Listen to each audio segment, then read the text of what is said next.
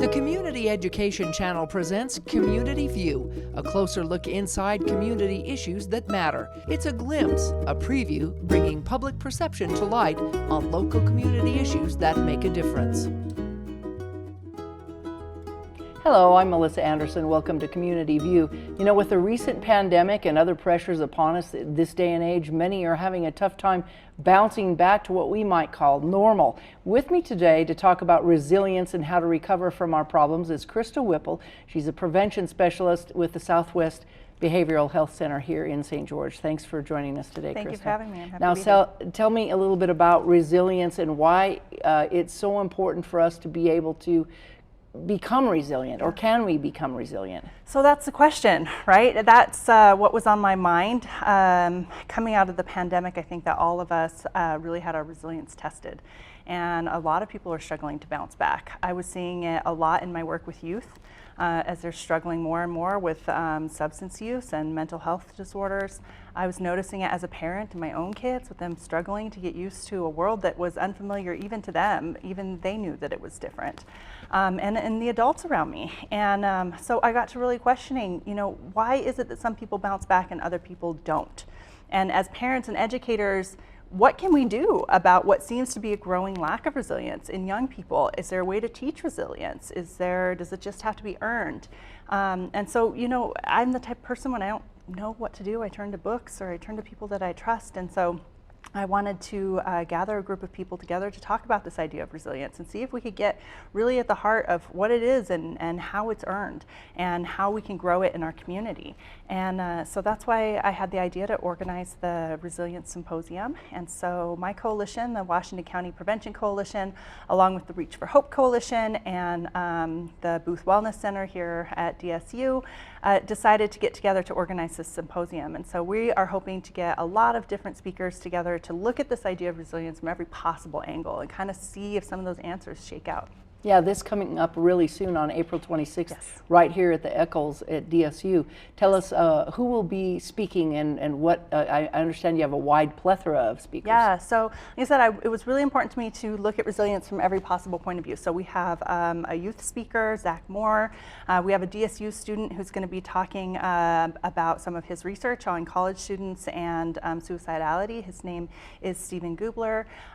We have a therapist here, local. Her name is Nicole Rammel, another kind of life coach who does a lot of work with spirituality and creativity and gathering women together as a community, Lori Kinsey.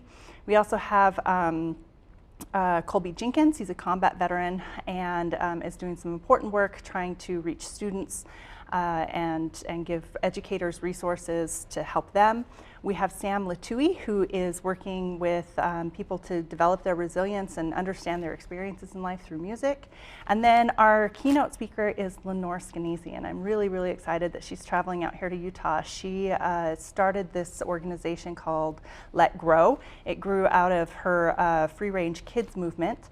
And her big thing is about childhood independence, that we're overprotecting our kids. We're driving them from school to soccer practice to Mandarin lessons to violin lessons, and kids are never left alone to play, to work out their own problems, to, you know, get into some trouble and then figure out how to get out of it.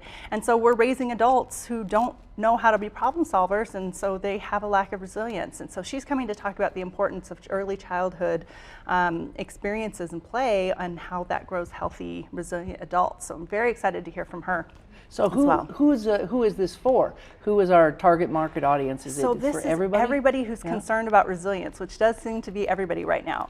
Definitely students, educators, mental health care providers, healthcare providers, parents, everybody, teachers, counselors, anybody who's concerned about resilience in our community. I would like them to come and be a part of the conversation and hopefully about finding some solutions on how we grow resilience in our community. Yeah, and I think the word grow is a very good term. Yeah. Hopefully we'll come away with some tools, some things we can do to help our kids or help our grandkids or help whoever needs help out there. Tell us a little bit more about what's going to happen, how this is set up, and when. So this is going to be on April 26th from 6 to 9 p.m. at the Eccles Auditorium here on the DSU campus. And the admission is free. There will be CEUs available for anybody who needs those for their professional development.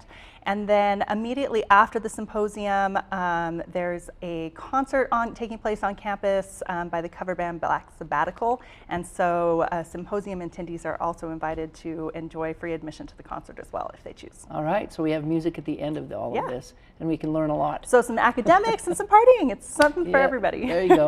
Well, I'd like to say thank you for joining us again and for this information. Thank you. And for caring about our community and how we sure. can figure all of this out. So Definitely. Thank you for having me. all right, thanks. And again, if you'd like to join this, it's free to the public from 6 to 9 p.m. She said Tuesday, April 26th at the Eccles Auditorium here at Dixie State University.